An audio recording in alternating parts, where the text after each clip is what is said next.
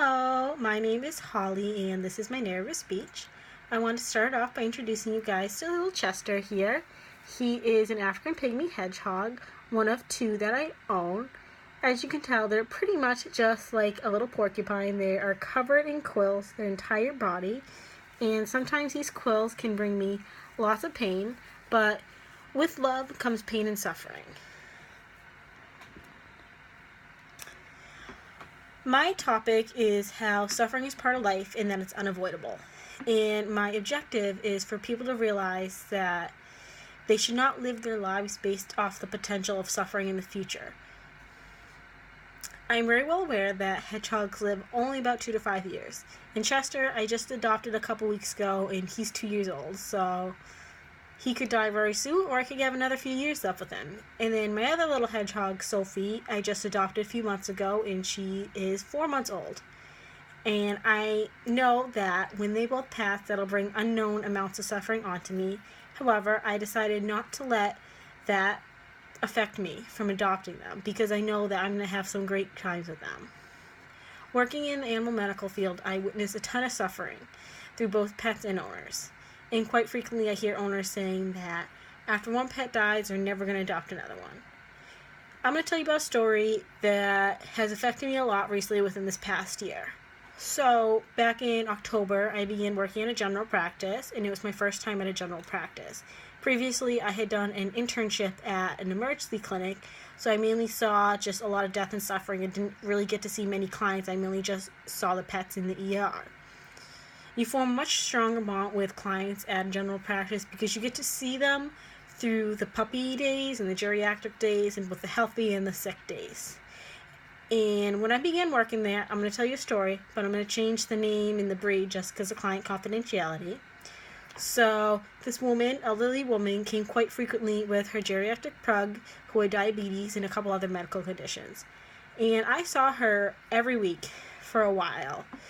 Sometimes multiple times a week, because little Buster was pretty sick and she hated seeing him suffer, and watching him suffer made her suffer as well.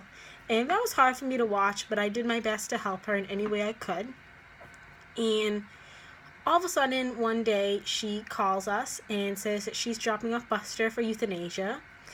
And this affected me a lot, not only because she didn't want to be present for the euthanasia, but also because she didn't want to have the ashes back or paw prints or anything.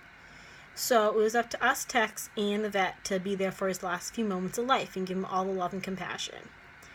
And I constantly thought about that elderly lady because I knew how much this dog meant to her, and I knew that she told me multiple times that she's never going to adopt another dog. Ever. Then a few months later, I saw her come in with a new beagle puppy. And she changed a bit. I saw she gained some weight, and she told me that after the death of Buster, she fell into a depression where she gained a ton of weight, and she seldom left the house after his death. And she was well aware that this new puppy would eventually get old and die too, but she decided that she wasn't going to let that affect her life. And she wanted to have these good memories with a new dog. And getting over her fears of adopting a new puppy really affected me, because she realized that she's guaranteed to suffer no matter what. So she wasn't going to let that inevitable consequence affect her from getting a new dog. And I feel that people very often latch on to their past, whether it be past relationships or past experience with pets.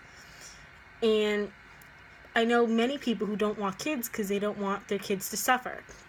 This also relates to other areas of life like relationships. Very often people go through bad relationships involving lies, cheating, aggression, and they prevent that from new relationships from forming.